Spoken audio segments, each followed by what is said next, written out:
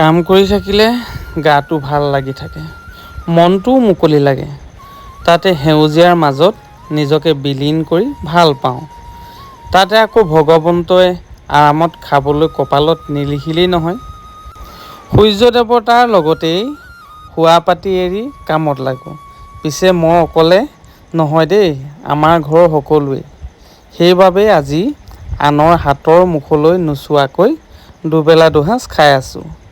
পিছে মোৰ আজি এই পৰিৱেশটো কেনেকুৱা লাগিছে জনাব বুলি আশাৰে বাট চাই ৰ'ম।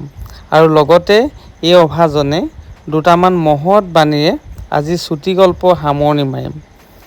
সৰু ডাঙৰ যি কামেই নহওক কিয় লাজ নকৰাকৈ কৰা। নিচাযুক্ত দ্ৰব্যৰ সংগ নল'বা।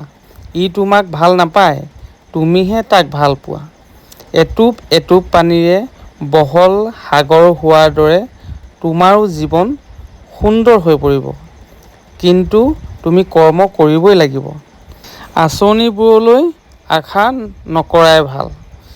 হ'ব, আজি বহু কথা শিকালোঁ। গুৰুমান হিচাপে কমেণ্ট এটাকে দি যাবা দেই।